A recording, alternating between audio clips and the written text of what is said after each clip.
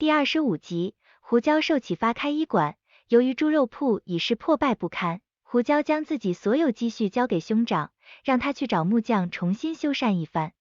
怎知胡后福刚走没多久，那伙泼皮无赖竟又找上门，不过片刻功夫，便是哭爹喊娘的败在胡椒刀下。林翠得知胡椒回来的消息，急忙忙跑来找他，无赖们见状而逃。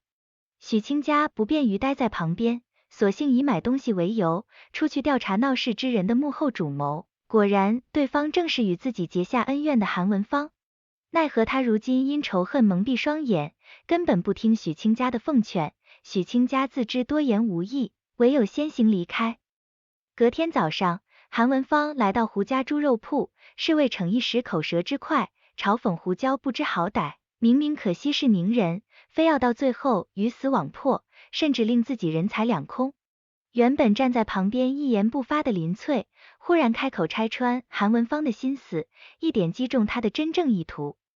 而在另一边，许亲家正往回走，通过永寿得知韩文芳去找胡椒麻烦，急急忙忙赶去，没想到竟在桥头碰见韩文芳。只不过这次韩文芳的敌意明显减少，也坦然表示自己准备离开上庸。之前听闻许亲家拒婚丞相府，回乡迎娶屠户女子，现在看来不得不夸他精明且运气好。随后的日子里，大家都在为猪肉铺的开张而忙碌，奈何许亲家当真是间不能扛手不能提，钉个木板都能伤到手指。林翠明显看出许亲家有心事，询问才知他是心怀愧疚，身为顶天立地的大丈夫，居然要躲在老丈人家里吃软饭。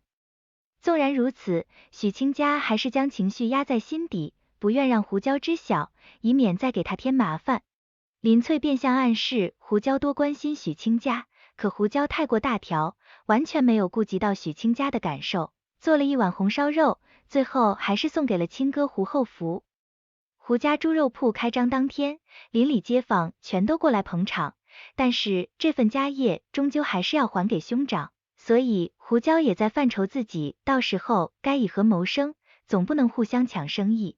恰巧此时，林阿牛扶着受伤的腰过来闲聊，胡椒凭着他在襄州的手艺，很快治好了林阿牛的腰伤，也在林翠的启发下，决定开一家医馆，采取了许亲家的建议，新医馆取名为松松坊。考虑到医馆所需至少上百两，小夫妻手里剩余闲钱不多，许亲家翻箱倒柜，终是找到自己珍藏的先秦古籍，没想到拿去当铺只换回3两银子。反观胡廷之，听闻女儿要开医馆，便将自己积攒的棺材本交给胡椒，叮嘱他要和许亲家好好过日子，父女俩相视落泪。这边许亲家好不容易换回了3两银子，往回走的路上遇到胡椒，看到他手里的银票，不禁有些惊讶。